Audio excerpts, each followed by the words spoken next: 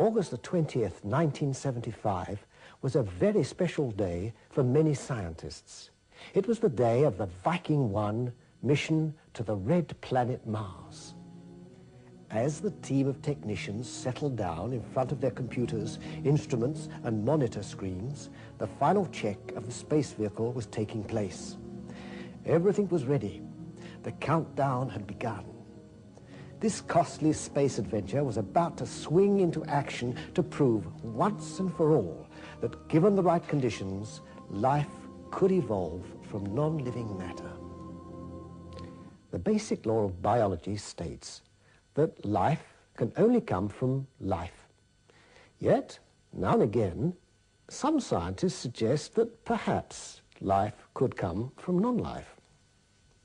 In medieval times, for instance, the scientific world was convinced that vermin and flies were generated directly from rubbish dumps or garbage. In fact, the belief was so strong that in 1668, the celebrated Italian scientist Francesco Redi had to demonstrate by means of a simple experiment that vermin and flies breed in garbage, they don't come from it.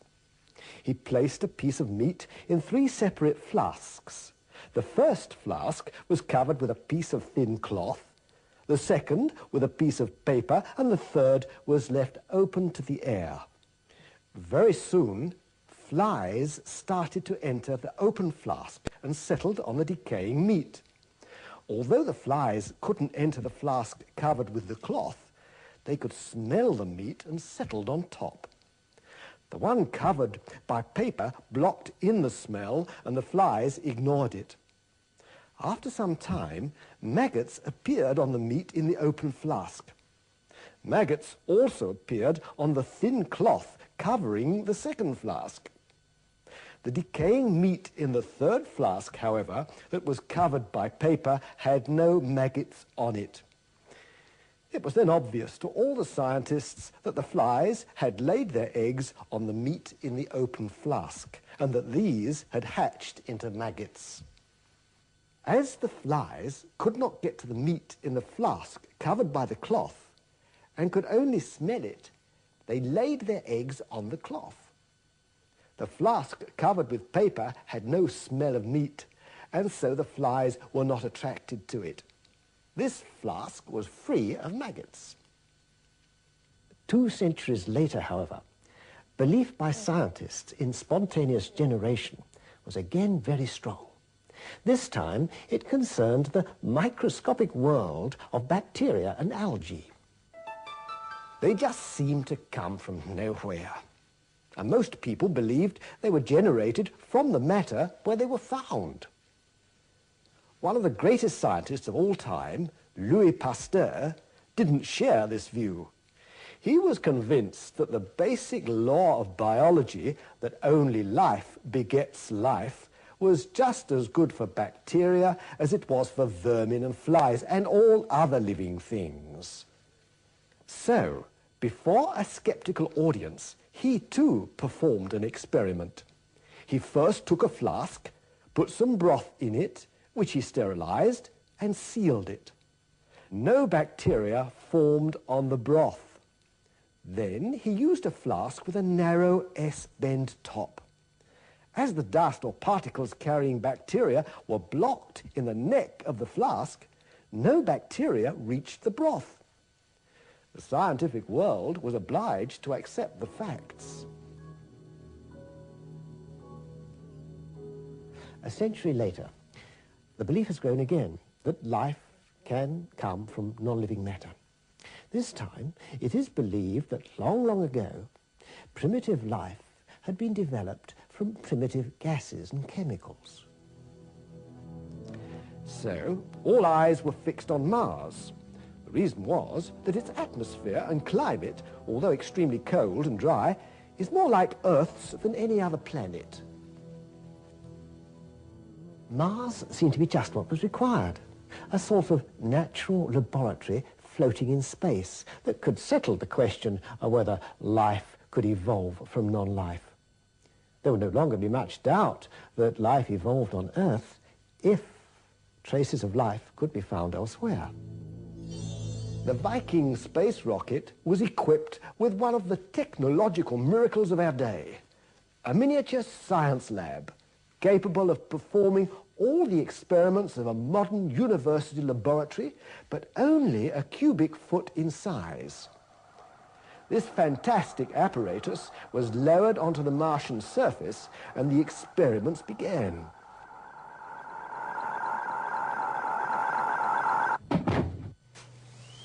It was designed to scoop up soil, analyze it with its ultra-modern instruments, and send the results back to Earth. Of one thing, the scientists felt sure. If life was not existing at present, it would have existed in the past. There were indications that surface water had once been present on Mars, and this would have created conditions similar to those that were believed to have originally existed on Earth. The excited scientists could hardly wait to process the data that was pouring into mission control. Then came the shock. It was more like an immense disappointment, probably similar to that experienced by their ancestors at the time of Louis Pasteur's experiment. They had been so sure that life could be generated from non-living matter that it was almost unbelievable to find out that the Martian soil was sterile. Not only was there no sign of life, but there was no proof that life had ever existed in the past. They checked and rechecked the data. The story was the same. In case they had missed something, a second mission had been organized. The launch of Viking 2 on the 9th of September 1975 rekindled the hopes of some of the scientists. The new data was cold comfort. It just confirmed the truth that no life had ever existed on Mars. Of course, questions started to be asked.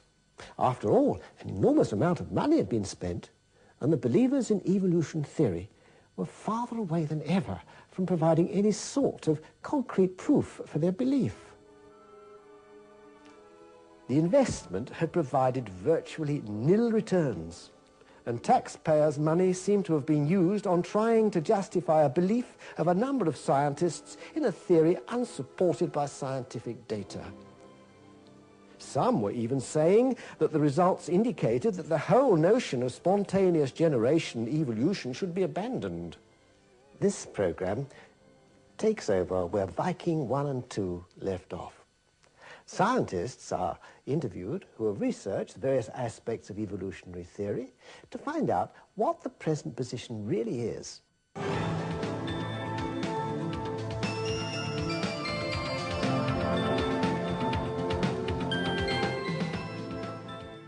Many people believe that the fossilized remains of animals proves that evolution has taken place in the past.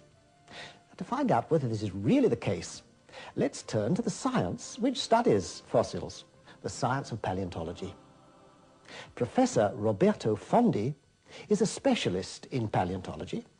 He teaches at the Department of Earth Sciences in the University of Siena in Italy. Amongst his other activities, he acts as scientific advisor for the reconstruction of prehistoric animals. You may be surprised to know that the fundamental assumptions upon which evolutionary thinking is based are not at all confirmed by paleontology. What are those assumptions? Firstly, that living cells arose from non-living matter by spontaneous generation. This means that purely as a result of a chain of chemical reactions in a hypothetical primordial soup, a living cell was formed. Secondly, that these cells grouped themselves together into colonies to form complex multicellular structures. These structures were then supposed to transform, during the course of time, into animals and finally man. According to these assumptions, the ancestors of all living creatures, including man, can be traced back to a single cell. This ancestry is represented as a gigantic genealogical tree with numerous branches sprouting from a single trunk whose roots sink directly into non-living matter. And doesn't paleontology confirm those assumptions? non conferma affatto queste assunzioni. I vari gruppi biologici... Not at all. All the biological groups, from bacteria and blue-green algae to man, appear abruptly in the fossil record without any links connecting them with each other. Why is it then that so many people believe the fossils prove evolution? Bene, la teoria dell'evoluzione viene insegnata... Evolution is presented to grown-ups and taught to the very young as a fact that has been verified and demonstrated for so long that it is a waste of time and even ridiculous to question it.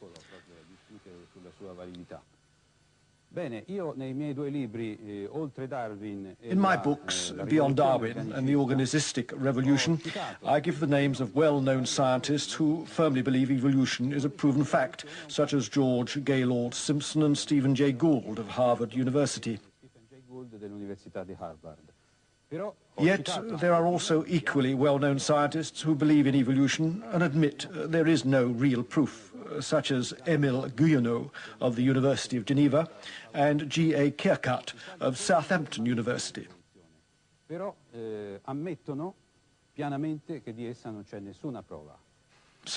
what is the truth of the matter? Well, there is a history book of the past, and that is the rocks and the fossilized remains in them. So it is up to the paleontologist to read that book and give the answer. And what do you read in that book, Professor? The fact is that after nearly 2 centuries of intense research, the paleontological evidence for evolutionary theory is not only rare, but highly questionable. The point is that if evolution had really happened, the evidence would be in great abundance and incontestable. The museums would be overflowing with fossils, clearly documenting the transitions between the various biological groups. Yet there are none. Moreover, there is no indication that the situation will change in the future. Those very few fossils which are claimed to show some kind of evolutionary link, such as the amphibians Ichthyostica and Simoria, the reptile Propenognathus, the bird Archaeopteryx, and the Australopithecine ape called Homo habilis, are very far from conclusive. And what about the supposed evolution of man? The idea of gradual evolution of man from such creatures as Australopithecine apes is totally without foundation and should be firmly rejected. Man is not the most recent link in a long chain of evolution. He represents a type or taxon which has existed without any substantial change since his first appearance. The justification for this statement is abundantly clear from my books. So what then, Professor, is your final conclusion? Quite simply, that more progress would be made in biology and other disciplines if they kept away from the dead-end roads of evolution mythology and resumed the fruitful approach of Aristotelian, Linnaean, Cuverian and Gothian morphology. Linneano, Cuveriano e Goethiano.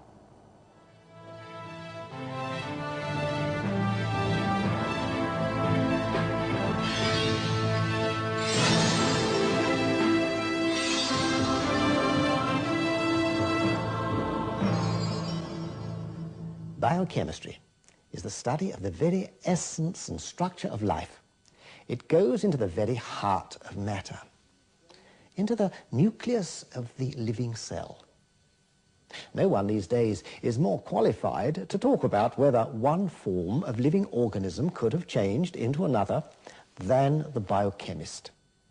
Professor Sermonti, a biochemist, geneticist and molecular biologist of international repute, is just one of those scientists.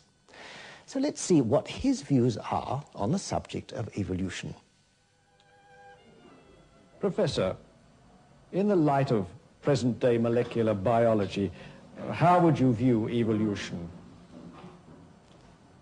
Well, in fact, the recent discoveries of molecular biology have deeply changed our view on many problems. One of these problems is evolution. In what particular way? The results of molecular biology and genetics have shown that the main claim of evolution, namely the fact that mutations are fixed by natural selection, is not true. What natural selection does is just eliminating the novelties which the mutation can create. Natural selection has a stabilizing effect on life. But surely fossils show that animals and plants were different in the past than they are today, so they must have changed.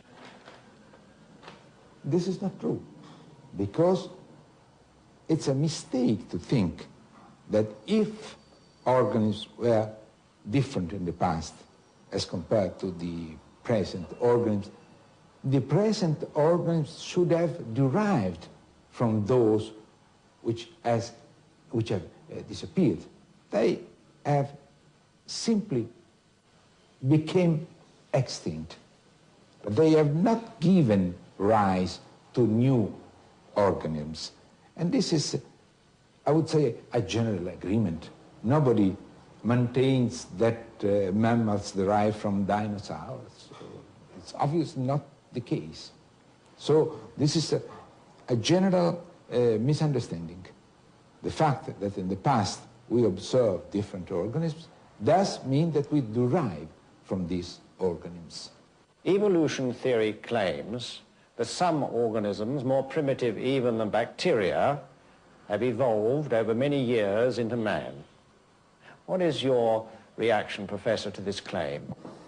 Well, I feel this is ridiculous. It's impossible. There is no way for a small organism to become man. But still more important is that what looks as a simple organism is in fact a very complex biological reality. Even bacteria have such complex genetic and biochemical make-up that they cannot be derived from simple forms. But does this mean that all living things have always been complex right from the beginning? Yes. This is what molecular biology and genetics have shown, definitely. The complexity is at the beginning. We know from our study of the cell nucleus that the apparatus for making enzymes, for instance, without which no other proteins can be made, is identical from bacteria to man. Since the same main types of creatures and plants alive today were living in the past, it is quite clear that the same complex mechanism of life has existed from the very beginning. To the geneticist, this is a very obvious proof that biochemical evolution has never taken place. One final question, Professor. When did man come onto the scene? How did man? Surely there is no evidence that man derived from some primitive animal whatsoever.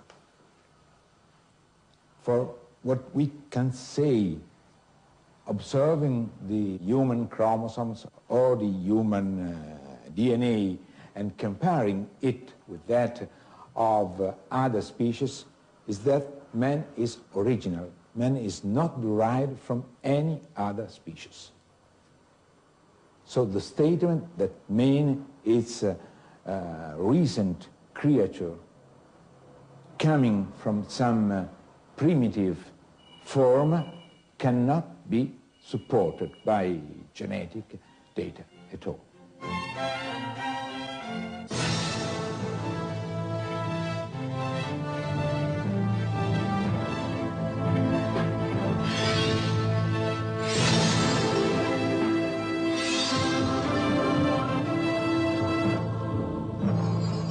One of the problems facing geologists today is the fossilized tree.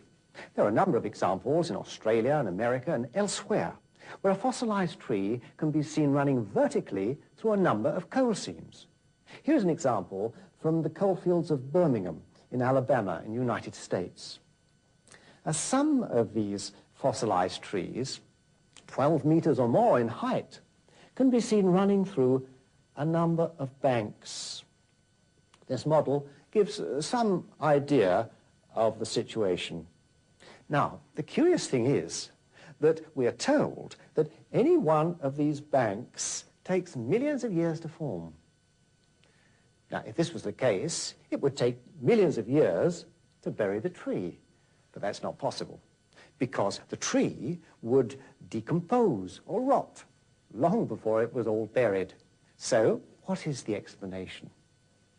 Well, a scientist has studied the problem, and the episode you're about to see will give you an idea of the implications of his startling but exciting discovery. Now, in order to understand the explanation, it's important to know the difference between a layer and a bank. These are banks, these areas colored orange and yellow and bluish. In each bank, you can see a number of strata. What you can't see are the layers. You can't see them because as each layer of sediment arrived, it sorted itself out into the banks that you can see. If you could see them, they would look something like this. After you've seen the film, you will understand why knowing the difference between a bank and a layer is so important. It not only provides the key to the fossil tree problem, but it also explains why the theory of evolution is crumbling.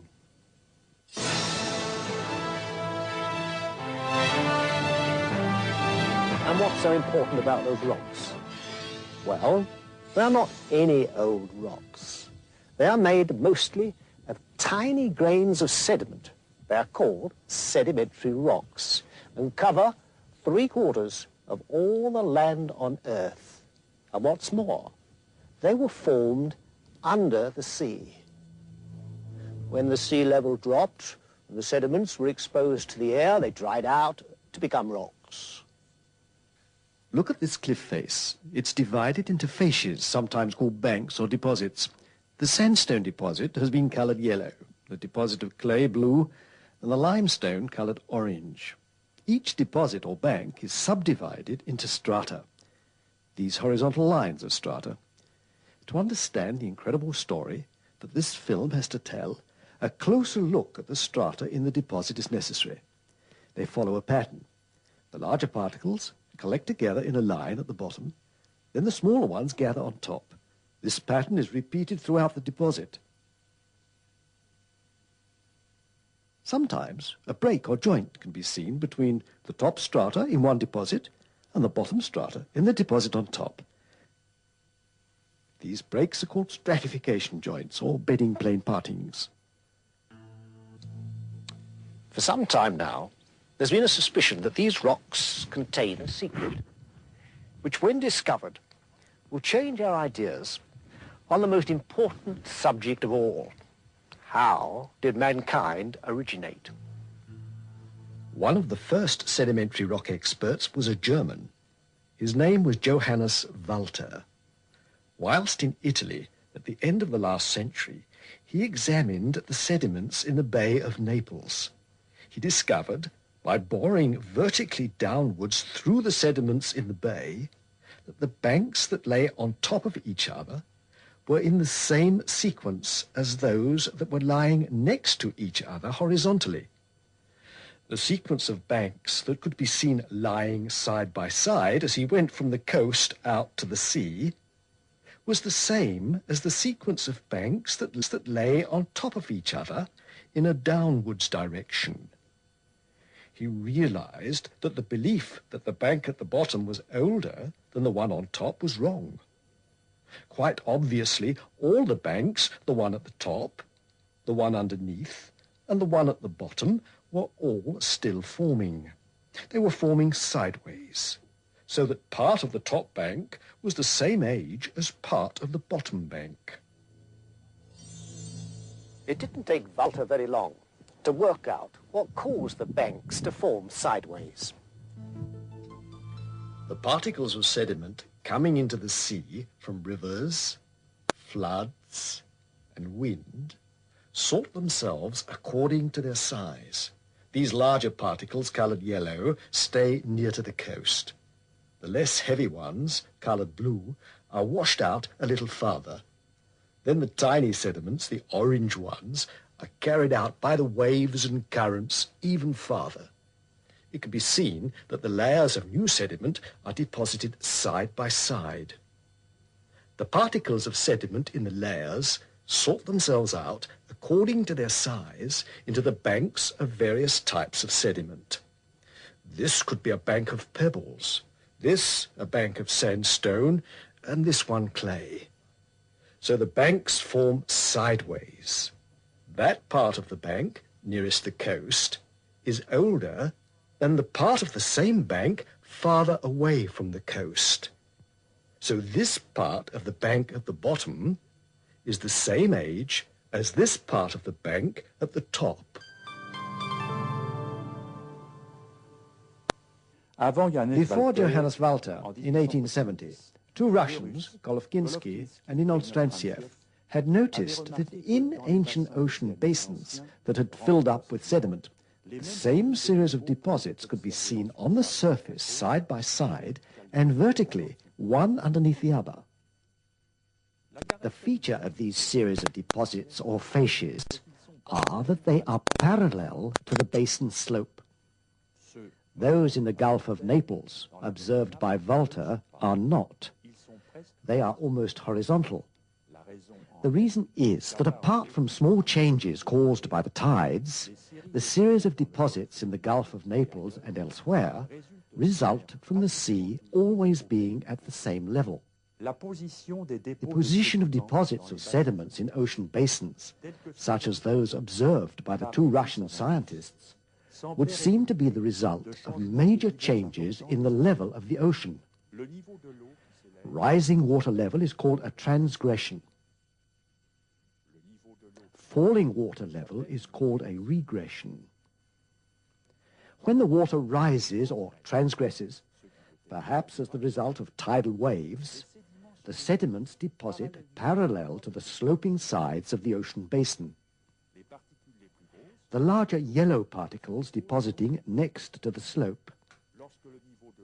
When the water level falls or regresses, the sediments deposit with the smallest particles, coloured orange, next to the slope. Looking at former ocean basins, now filled in with sediments, the position of the deposits or facies indicate that the waters of the past must have risen and fallen time after time in fast succession. As sedimentologists would say, transgressions followed by regressions seem to have occurred in cycles. The different kinds of deposit are again the result of sediment sorting itself out sideways, and not one type of deposit superposing itself upon another. It would appear, therefore, that the origin of sedimentary basins is the result of cycles of fast, rising and falling water levels, or more technically, transgressions and regressions. The position of the deposits is not, therefore, the result of the principles of superposition and continuity, but the application of the law of Johannes Walter. These cycles of rising and falling water levels couldn't have taken place all around the world at the same time. Perhaps they were like large-scale ocean tides, so that where the water level was rising and depositing massive sediments in one place, at the same time sediments were being deposited elsewhere, where the water level was dropping.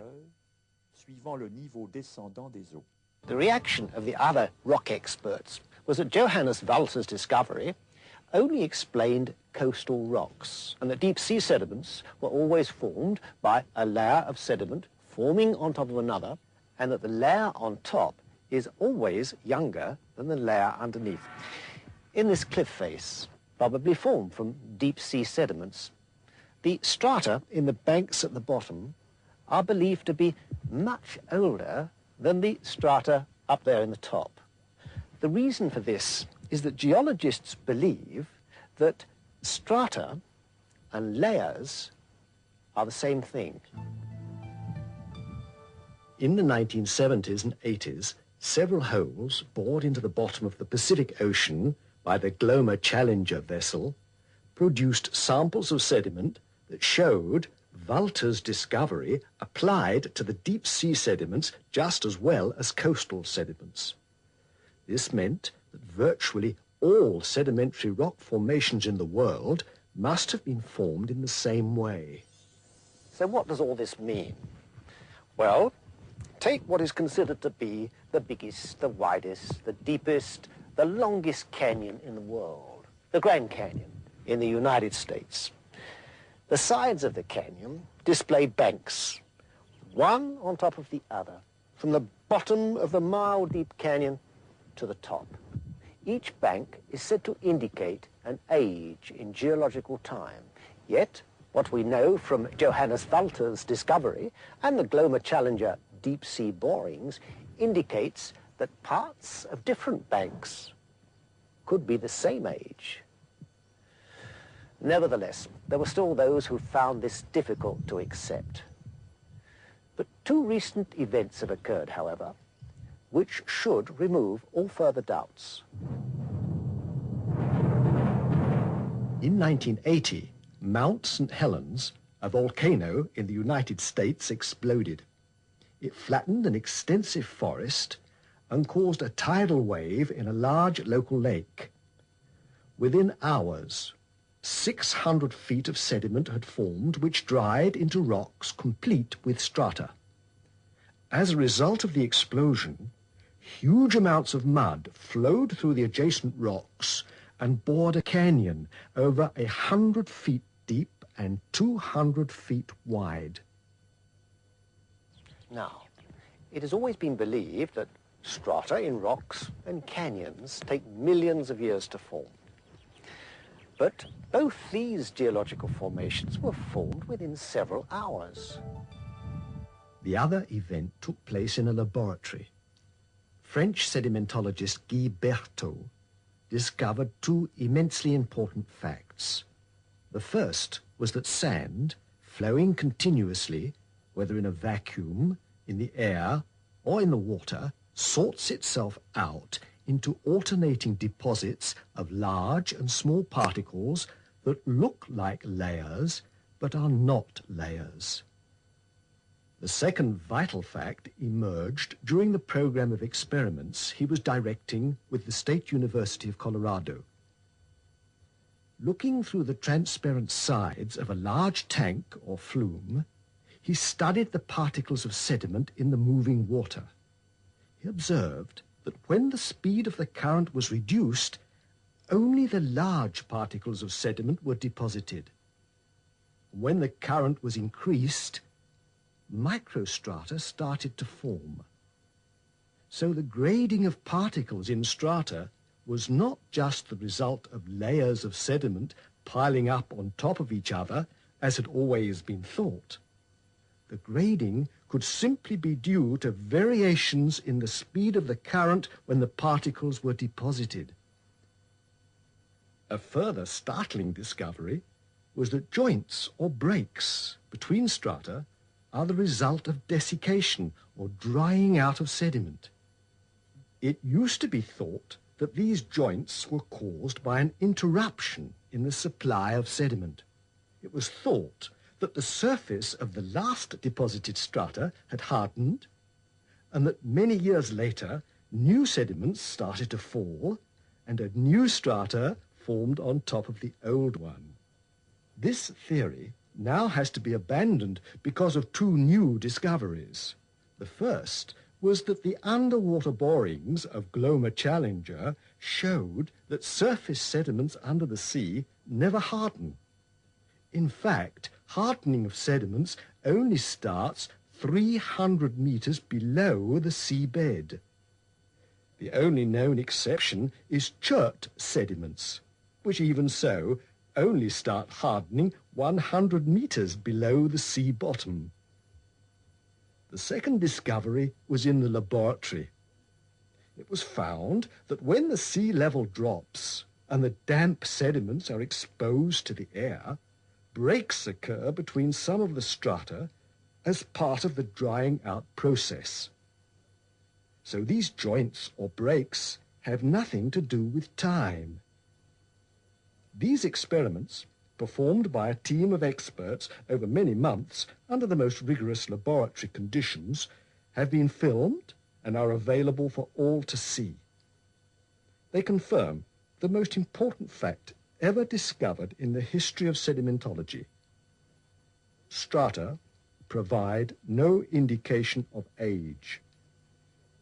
Ghiberto has shown that the strata you see in these banks are caused by changes in water currents.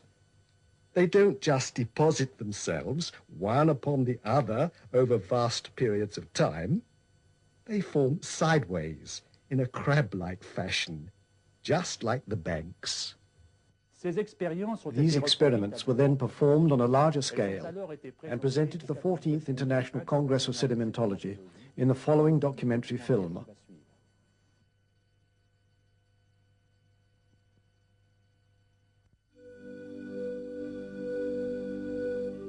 Sedimentary rocks are fascinating because they witnessed the past history of the Earth. Their study should unveil mysteries about their formation and the history of living species. The principal features of sedimentary rocks include distinct stratas of relatively homogeneous material. Intermittent settling over very long periods of time figure among possible explanations of stratification. Internally, sedimentary rocks display microscale stratification or lamination of relatively coarse and fine particles. Because sedimentary rocks form from settling of particles underwater, it is instructive to study fundamental sedimentation patterns in the hydraulics laboratory. A mixture resulting from equal weights of coarse sands in black and fine sands in white is tested in the laboratory. Consider the motion of a sphere rolling on a horizontal surface. The radius of the sphere is r, the mass is m, the angular velocity omega, and the translation velocity v is equal to omega times r. The moment of inertia of the sphere is equal to 2/5 of the product of the mass m and the square of the radius. The kinetic energy of the motion is given by the following formula. E is equal to 7/10 of the product of the mass times the square of the velocity.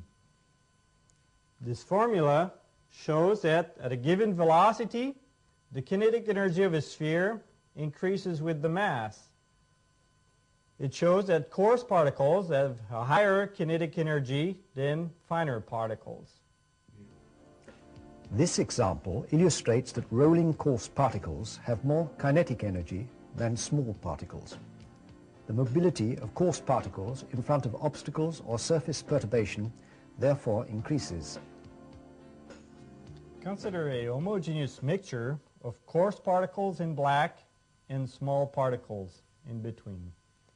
When we set this mixture into motion, the small particles which have a lower kinetic energy fall between the coarse particles and deposit on the bottom of the moving layer. The coarse particles with higher kinetic energy roll on top of the fine bed of fine particles. Particle segregation occurs under lateral motion of a mixture. Coarse black particles roll on top of fine particles when they have the same specific gravity.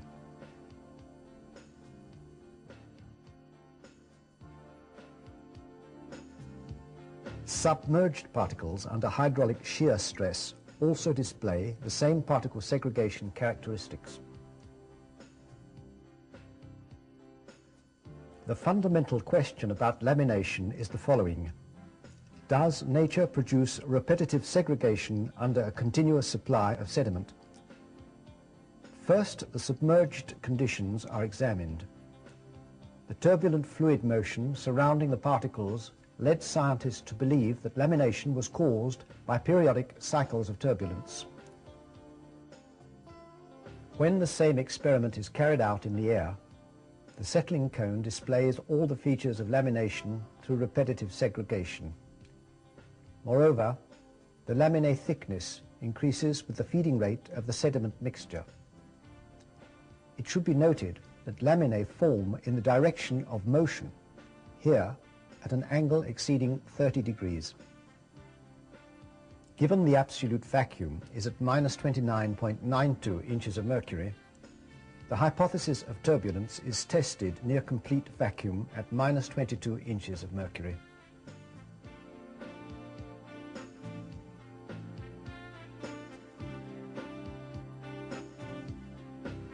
Lamination develops without the presence of a surrounding fluid.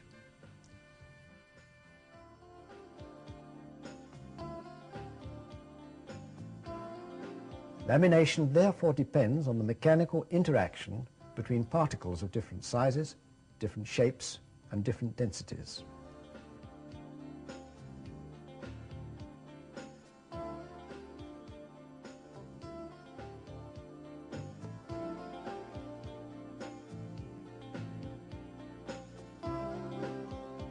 Under submerged conditions, lamination also occurs during gradual aggradation of the bed under plain bed conditions. Here's the same lamination sequence in accelerated motion.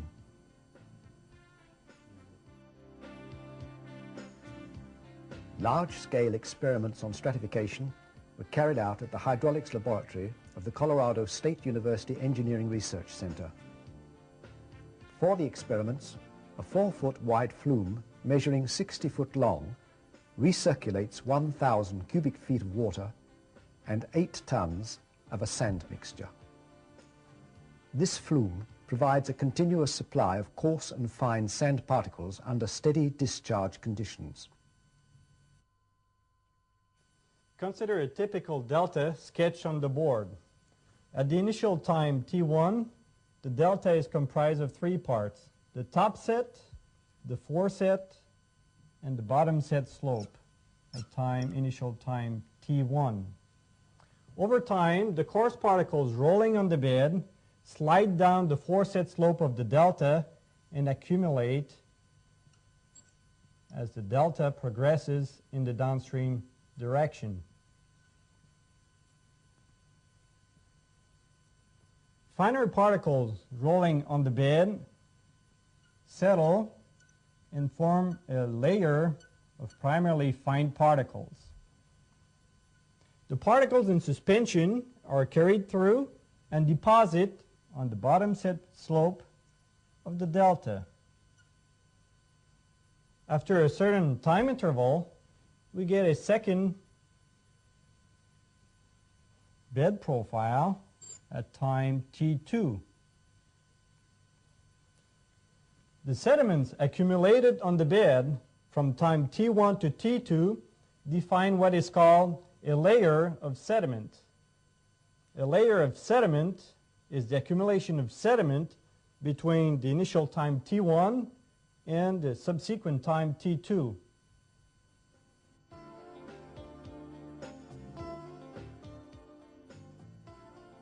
This typical delta gradually progresses in the downstream direction .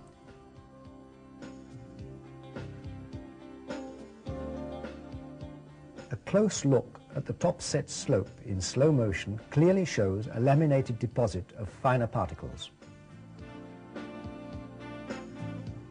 The thickness of the top set deposit decreases in the downstream direction as the foreset slope of the delta is approached. Over a long period of time, the accumulation of sediments displays clear stratification, with fine particles on top, coarse particles in the middle, and fine particles on the bottom. It is important to understand that the chronology of the formation of the deposits depends on the layers and not on the strata. Isochrones correspond to the interface between successive layers, not strata.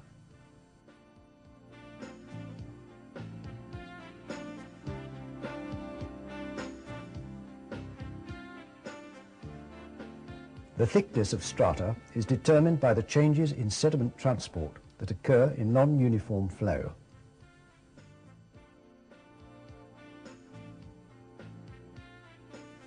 Let's now consider two particles in the delta. Particle A in the upper strata and particle B in the lower strata.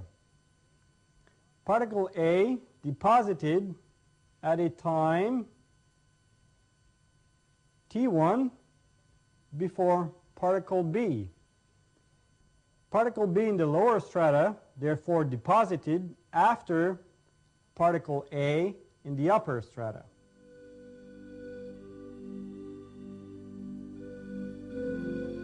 Increasing the flow depth while keeping the discharge and the supply of sediment unchanged results in more complex sedimentary features.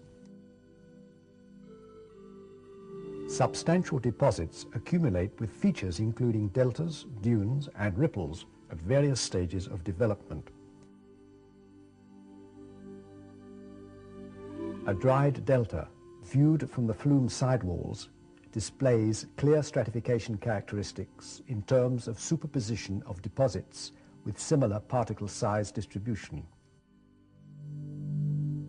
A cross-section is cut through the delta to examine the primary features of deposits of sediment mixtures carried out under steady flow and a continuous sediment supply.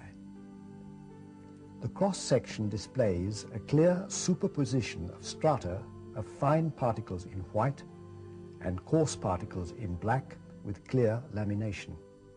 Looking at the cross-section of superposed strata, it is tempting to conclude that the strata correspond to successive sedimentary layers, that they result from discontinuous sedimentary periods, that each strata is younger than the one underneath it and older than the one above it, and that all points of the same strata have the same age. This stratification experiment invalidates these hypotheses because these strata are not identical to successive layers. Moreover, clear stratification is observed under a continuous supply of heterogeneous sand particles. Why is this important?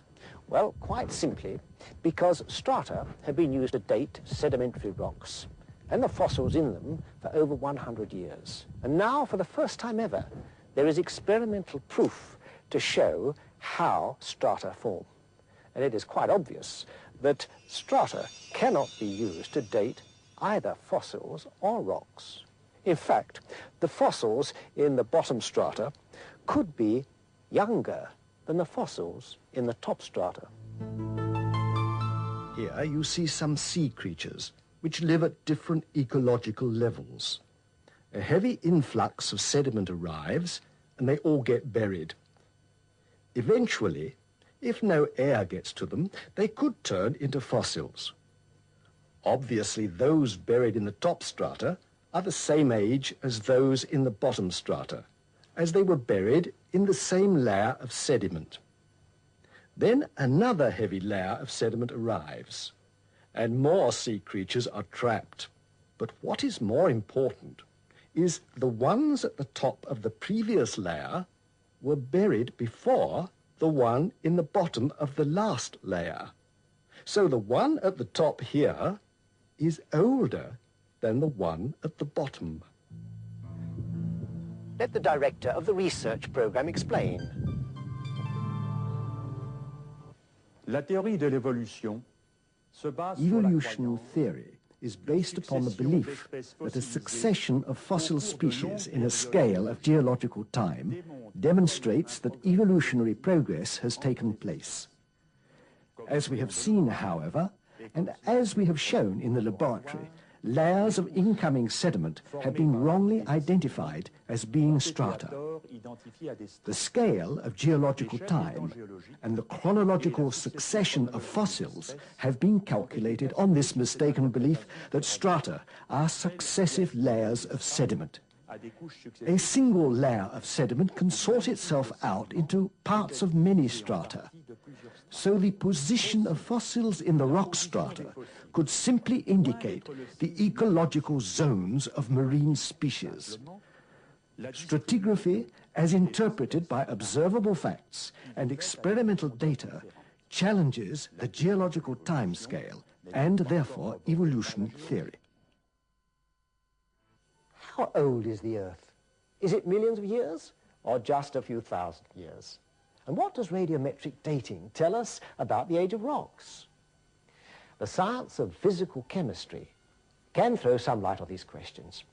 And Professor Edward Boudreau is a physical, inorganic chemist who teaches at a university in New Orleans, Louisiana, and he has studied these matters. So he should be able to help us. Professor Boudreau, it is explained elsewhere in the program that the strata and the fossils in the rock can give no indication as to the age of those rocks. Can you tell us if there are any other methods by which the rocks of the strata can be dated? For example, by carbon-14 dating. Well, let us get one thing clear about carbon-14. It is an unstable radioactive form of the element carbon, which occurs in all living matter. A living organism, when it's alive, is absorbing and expelling carbon, a small amount of which is carbon-14. And at some point in time when an organism dies, the carbon-14 that was present, remaining at the point of death, is what would be detected radioactively. A piece of wood, for example, or a bone, would contain a small amount of carbon-14. When the tree which bore the wood, or the animal which bore the bone, died, that carbon-14 that remained is decaying. It takes thousands of years for the decay process to occur. About 5,760 years for half an original amount of carbon-14 to decay. So by measuring how much of it has decayed, an indication of how long ago the organism was alive can be obtained. As rocks were never alive, they contain no carbon-14. Even the fossils in the rocks cannot be dated by this method because the original living matter in them has turned into stone. Does this mean that the fossils can't be dated by radioisotopes? Well, certainly not by carbon-14 with any degree of reliability. As you know, virtually all the fossils are found in sedimentary rocks, and because this type of rock rarely contains radioactive elements, the fossils have had to be dated by rock strata in which they are found. And as we know, the latest experiments show that rock strata give no indication of age. Other types of rocks, such as crystalline rocks, which do not contain fossils, and lava do sometimes contain radioactive elements, and these isotopes are used to date them. Can you tell us, in simple terms, how you date a fossil or rock with a radioisotope? Yes. Let us take a radioactive element such as uranium. This element decays very slowly into a non-radioactive element, which is lead. Now, the rate of the decay can be measured in the laboratory. So by comparing what's left of the uranium element in the rock with the amount of decayed lead element that was formed, and knowing the rate of decay, an idea can be had of how long it has taken for the lead to form. So, if half of the uranium has decayed into lead, and by knowing how long it takes for uranium to decay into lead, yes, you can tell the age of the rock. That's the theory. Why do you say theory? Surely if it's a process you can observe and measure, it must be a fact. Not at all. Look again at the diagram. You can see that there are a number of uranium particles, the orange ones, and a number of lead particles, the blue ones. Here we have to make three major assumptions. The first is that all of the lead particles were originally uranium particles, but there is no reason to believe that there were not some lead particles in the rock when it was formed. You see, there is plenty of natural lead in rocks that doesn't come from uranium at all. Really? Yes. Let us take the extreme case. If this rock contained radioactive uranium and no lead, then the lead that would appear as a consequence of uranium decay would be a fairly accurate measurement of the age of that rock. Or to take a more likely situation, that at least some of the lead was in the rock when it was formed, then the age of the rock is much less than we are led to believe. Then there's the matter of leaking out due to solubility. Could that happen? Most definitely. Salts of uranium and other radioactive elements are quite capable of dissolving in water and therefore will be removed from the sample. So if the rock had been exposed to water for some period of time, such as during a flood, some of the uranium could have been washed out. This would mean that the age ascribed to the rock would be much too great. But surely there must be other radioactive material elements which are more reliable than uranium. Well, there's radioactive thorium, and there is strontium and rubidium, and there's potassium. But these are no more reliable than uranium. The salts of these latter elements are even more soluble in water than uranium salts. So a worldwide flood would have made all these methods useless. Most definitely.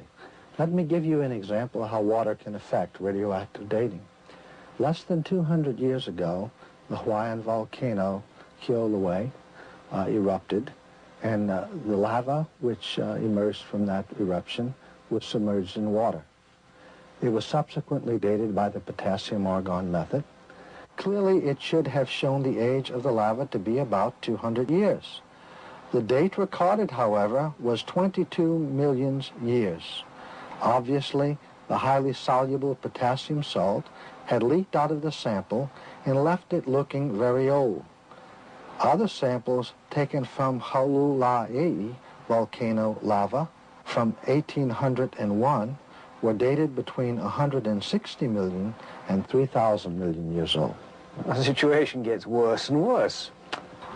But there's also another assumption in radiometric dating, and that is that the rate of decay has remained constant and has not been influenced in the past.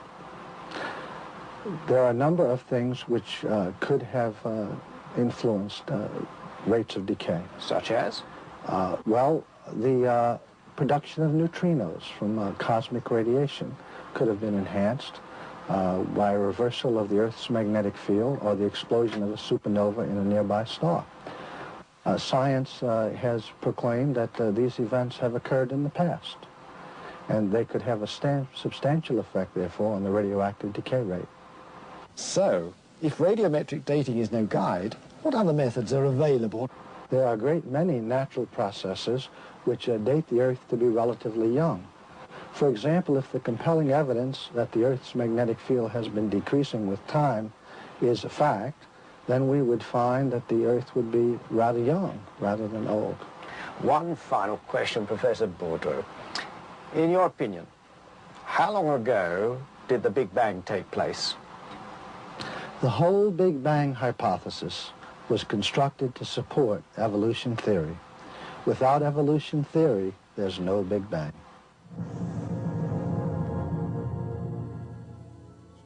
It's difficult to believe that all those biologists, zoologists, and other scientists can be wrong. After all, they've been trained in the world's leading universities. Perhaps Professor Maciej Giertych of the Polish Academy of Sciences Institute of Dendrology, who lectures in population genetics at the Toruń University in Poland, can help us. A good scientist is one who bases his conclusions on experimental data and observations. Scientists who study genetics, cytology, anatomy, or any other field of experimental sciences is good and reliable, regardless what he thinks about evolution. Science works very well this way. Where things do go wrong is when someone claims to be an expert in evolution. Why do you say that? Because evolution is not a science, it is a philosophy. Since scientists trust each other, They often accept the claim of evolutionists that evolution is a science, but it is not. It is the opinion of theoretical biologists and philosophers that evolution is a science. But is there no scientific evidence for evolution? What is claimed to be an evidence for evolution is the universally observable fact that every organism has parents, or at least one parent. Now this, coupled with the knowledge that there was a time when there were no ants, no frogs, no men, leads to the unscientific postulate that the first frog was born of a non-frog, the first ant of a non-ant, the first human of a non-human, and so on. Why do you say this idea is unscientific? Because the available evidence does not support it. The science of genetics clearly shows that such change is not possible. The evolutionists go even further. They claim that living things have evolved from non-living matter. But if there is no scientific data to support the evolutionist claims, how is it they manage to convince so many other scientists that evolution is a scientific fact? Their main argument is that there are small positive or beneficial mutations occur in the reproduction cells and are retained by natural selection. These mutations, they say, accumulate and cause a species to gradually change into another species.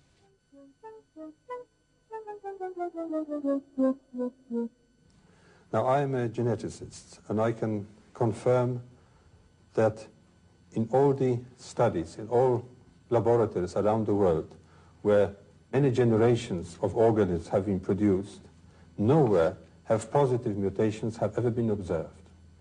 And also in the most studied population of all, the human population, all known mutations are either neutral or harmful.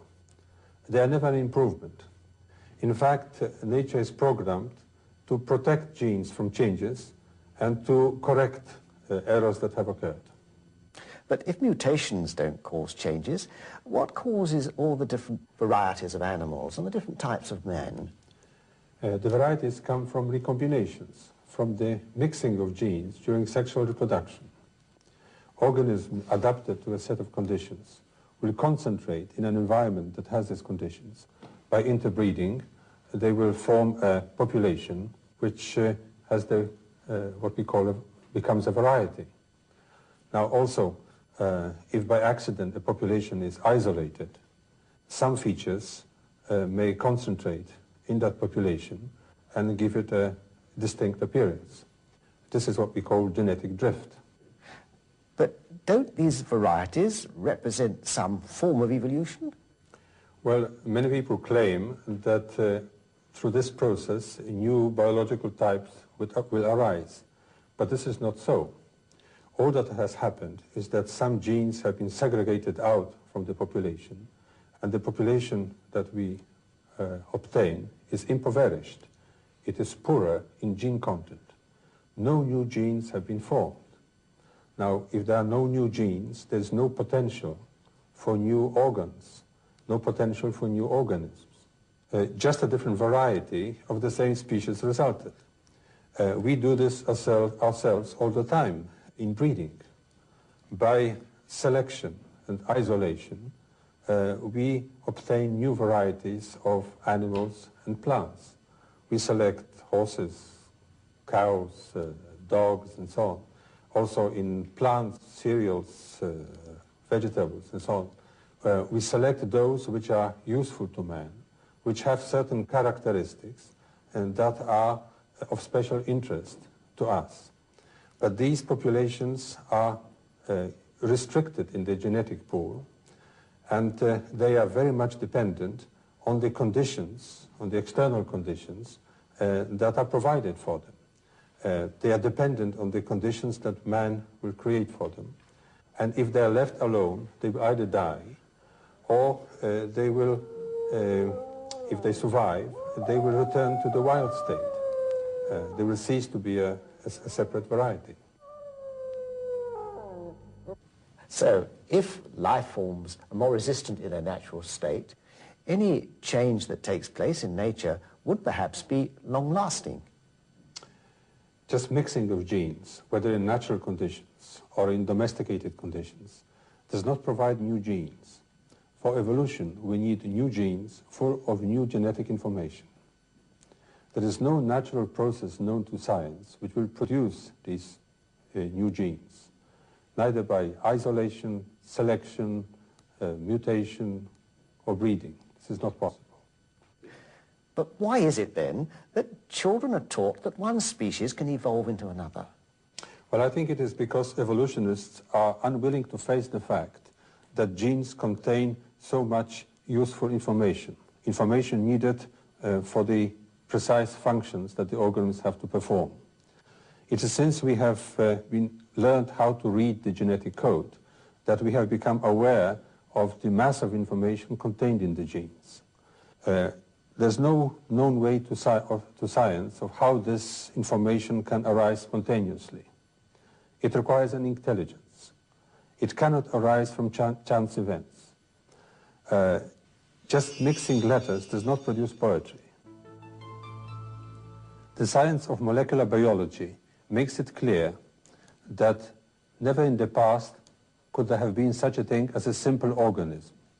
All organisms, however primitive they may appear, are complex and bursting with information. And we know that this information must have been there from the very beginning. For example, the very complex DNA, RNA, protein replicating system in the cell must have been perfect from the very start. If not, life systems could not exist. The only logical explanation is that this vast quantity of information came from intelligence. Every bacterium, every microscopic cell is so precisely programmed that we have to assume that the information contained within it comes from an intelligence far beyond our own. The evolutionists do not want to accept this self-evident fact. As a result, they are producing theories which are of no scientific value because they do not provide any ideas how new genetic information is produced. Now, the curious thing is that the school textbooks and the reference books in natural history continue to say that evolution is an established fact. Yet, as this program has shown, in the light of current scientific knowledge, far from being a fact, scientists are saying that evolution doesn't even appear to be an acceptable hypothesis.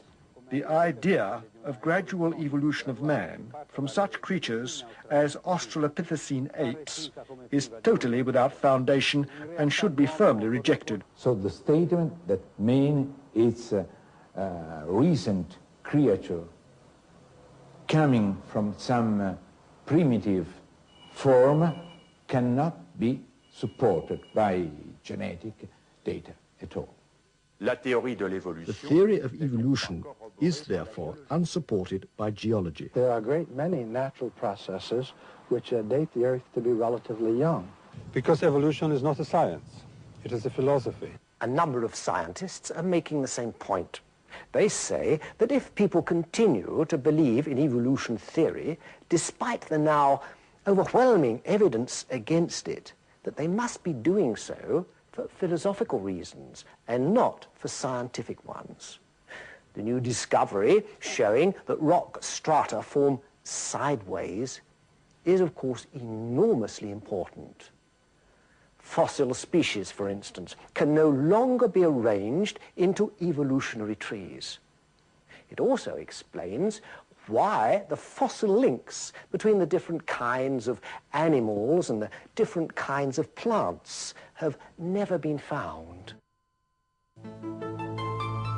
The scientists presented in this program are just a sample of several thousand who have reached the same conclusion, that evolution theory is really a fairy tale for grown-ups.